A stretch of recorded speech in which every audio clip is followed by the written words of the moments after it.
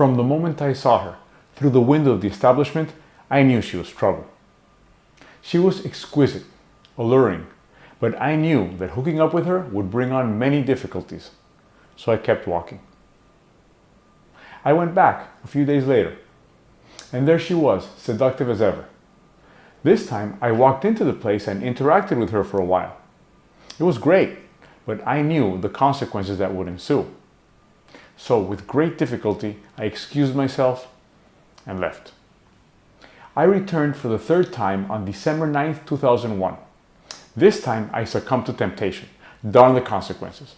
I walked in alone, but I walked out with her on my arm.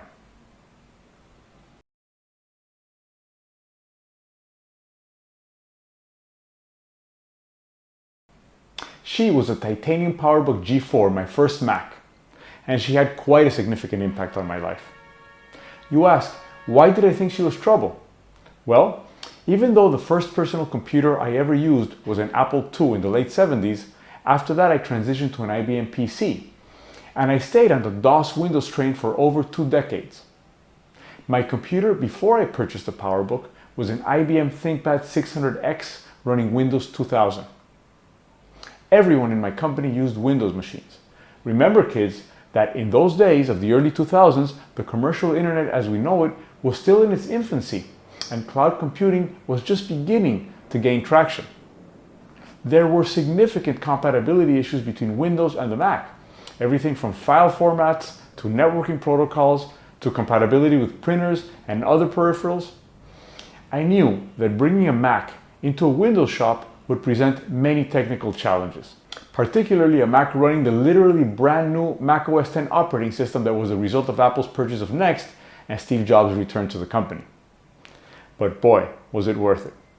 There were obstacles, sure, but they were possible and actually quite enjoyable to overcome. And as computing transitioned more and more to the cloud, most of the compatibility issues disappeared as operating systems became less relevant. My titanium PowerBook G4 was the first of many Macs to follow, and I stayed on Mac OS X, these days known simply as Mac OS, for around 14 years.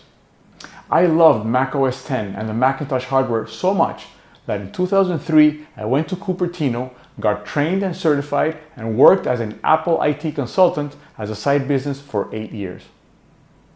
All of that just because on a December day in 2001 I walked past the Apple store at the Falls and a fetching titanium PowerBook G4 caught my eye and reeled me in like a sea bass.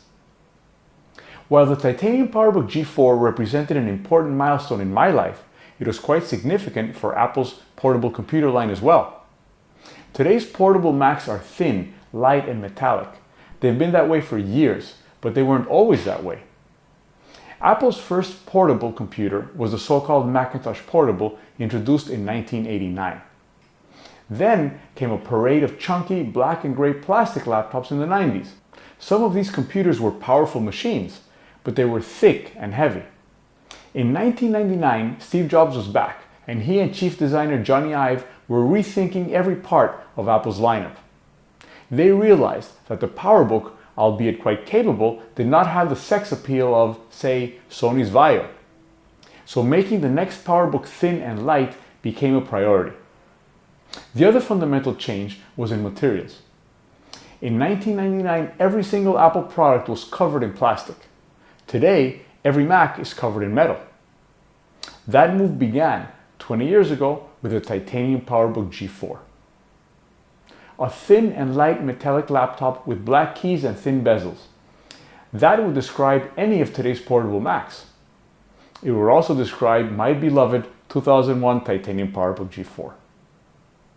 Mac OS X became the foundation upon which Apple would build the software to run all of its products for the next 20 years. The titanium PowerBook G4 became the template Apple would base its laptops on for the next 2 decades. And the combination of those two brought about a tremendous turning point in my life. I'm Jack Azout. Thank you for watching.